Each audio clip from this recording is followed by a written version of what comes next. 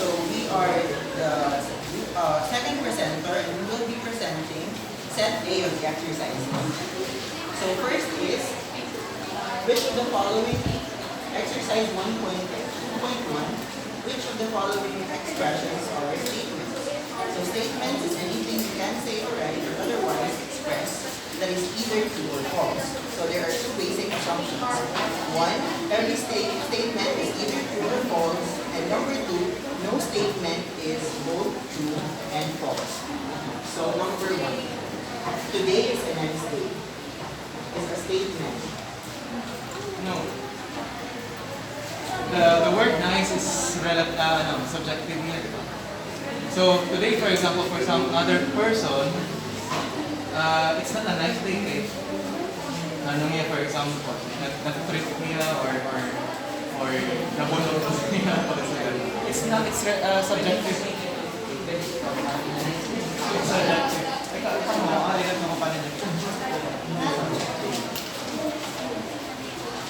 Okay, do you agree?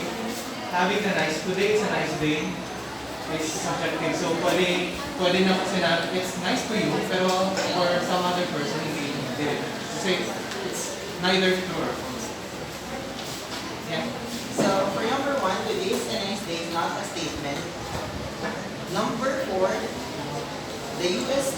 has 49 states. So it's a statement since it can either be true or false.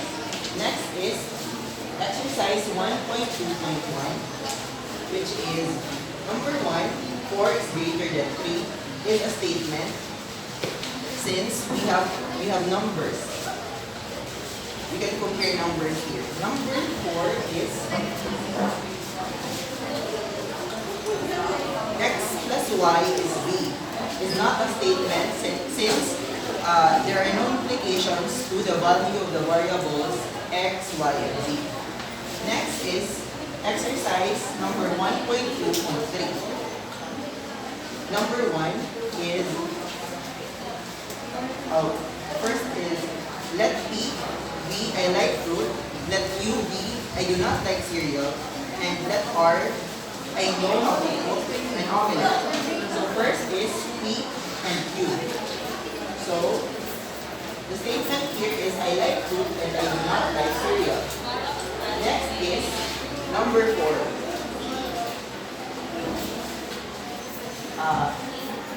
Not P and Q. So you can change this to not P and not Q. So the statement here will be I do not like fruit and I like cereal. Wait, I think for the number 4, you're gonna say, if you're not going to do that one, I do not like either fruit or cereal. Diba? I do not like, for the negation, I do not like, having this statement is it's like having the like. So I do not like either or neither fruit nor cereal. Para diretso na lang. And also, if you're going to have the equivalence, this is equal. Go. Next is exercise number 1.2.5. Let X be Fred has red hair, let Y be Fred has big nose, and let R be Fred likes to eat figs. So number 1 is Fred does not like to eat figs. So this here is not R. Next is number 4. Fred likes to eat figs and he has red hair or he has a big nose. So R, since there is a comma, R and parenthesis X or Y, then close parenthesis. Next is 1.2.7. Suppose that A is a true statement, B is a false statement, C is a false statement, and D is a true statement. Which of the following statements are true and which are false? So number 1, we have A or C. So since A is a true statement and C is a false statement, since this is a disjunction, if either A or C is true, then it is true.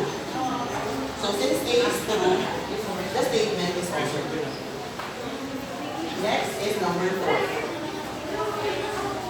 Not B or not C. So B here is true and C is false. So not B is false and not C is true. So since one of the two variables, not C and not D, is true, so the whole statement is already true. Next is exercise number 1.2.10. Number 1. Suppose that Hector likes beans.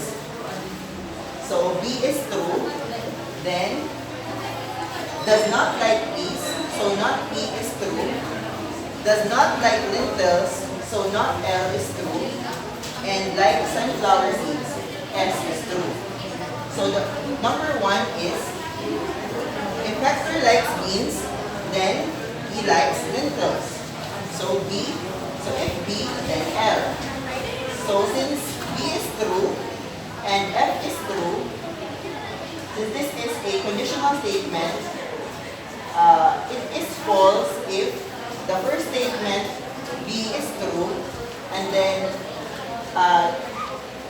the succeeding statement following the if then is false, then it is false. Next is 1.2.11. 1.2.11. Make a truth table for each of the following statements. So P and not Q. So P is, here is the truth table for P and not Q. Since there are only 2 variables, so there are 2 for each. So 4. So true, false, false. Then Q is true, false, So not Q is false, true, false, true. So comparing P and not Q, since this is a conjunction statement, the condition states that for it to be true, both P and not Q should be true. So since this is the only part where it is both P and not Q is true, the rest are all false. Next is number 1.2.12. Make truth table for each of the following statements. X, if X, then not Y.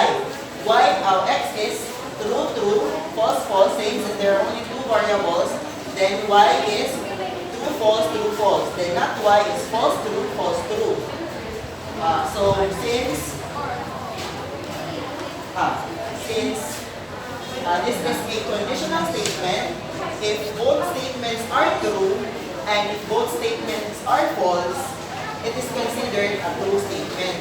So the rest are false. So EF is false and FE is false. So there are two statements here. So next is 1.2.13. Which of the following statements are tautologies? Which are contradictions? So we have here P is true. Since there are only 2 variables here, so true, false. Then Q here is true, false. So following the precedence rule or order, we should first evaluate not P or negation. So FF, then true. Then proceeding that is conjunction. The condition here states that if it is only true, then both statements are true. So false, true, then false. Next is the disjunction statement, disjunction between not P and Q, P. So since P is true and the conjunction here is false, it is true. Then same here, true, then false. So this here is neither a contradiction nor a tautology. since there is 3 truths and 1 false. That would be okay. Sir, pwede po maki-insert pa ng isa na nakalimutan ko ilagay. Yung Sila sa solution. sa solution na lang po.